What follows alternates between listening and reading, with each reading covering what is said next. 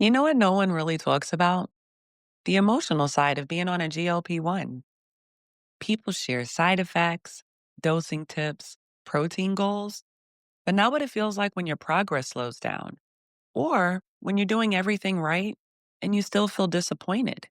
Honestly, that's the part that causes most people to give up.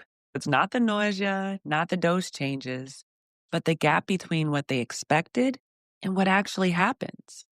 So, in this video, I want to walk you through three unrealistic expectations that almost everyone has on Zepbound, or really any GLP-1, and what to do instead so you can stay consistent without driving yourself crazy. If you've been feeling stuck or second guessing your progress, this one's for you. The first one usually starts before we even take our shot. We see the before and afters, the down 50 pounds in 5 months, and our brain quietly starts a countdown.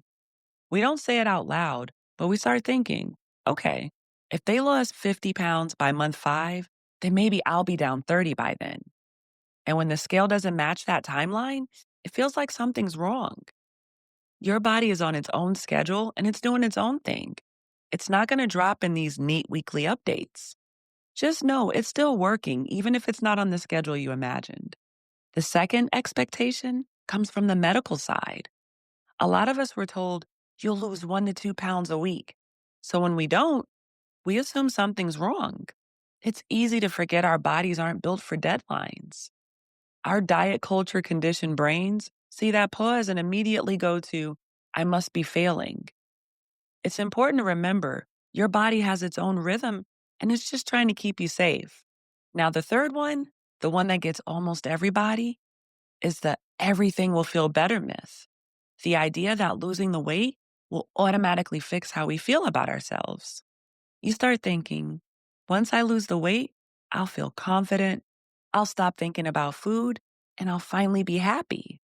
But if you've been at war with your body for years, maybe even decades, it's going to take more than a few months of lower numbers to feel peace.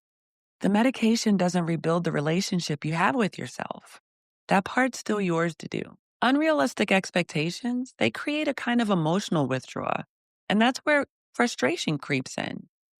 You start out super excited, tracking everything, comparing notes, celebrating the drops. But when things level off, it feels like the magic faded. That's when the shoulds start showing up. I should be losing faster. I should feel happier. I should be further along by now. That little whisper of, you should, it can really make you forget how far you've actually come. Unfortunately, that's when we start reacting instead of reflecting. We start overcorrecting, cutting out too much, pushing too hard, all because we're trying to catch up to that invisible finish line. And usually what happens? Burnout. And that's because you've been trying to force results your body just isn't ready to give you yet. Even when you're doing great, it can still feel like it's not enough. That's how sneaky expectations are. They make real progress feel like failure. So let's reset this whole thing. First, I want you to zoom out. Stop looking at your progress week to week. Pull back and look at it month to month, or even across a season. When you look at the big picture, you'll see your body's been moving forward all along, just not in a straight line. Progress looks messy up close, and that's okay. Next, pay attention to what doesn't show up on the scale. More energy, better sleep, fewer cravings, being able to walk a little longer or lift a little heavier. Those are the signs your body's healing its relationship with food and stress. And that's way bigger than a number on the scale. Then we want to start rebuilding trust with your body. When you catch yourself thinking, this isn't working, take a breath and ask yourself, is that actually true? Or am I just frustrated right now? If you've been consistent with food, movement, hydration, and rest, it's working. It's just slower than you hoped. And that's okay.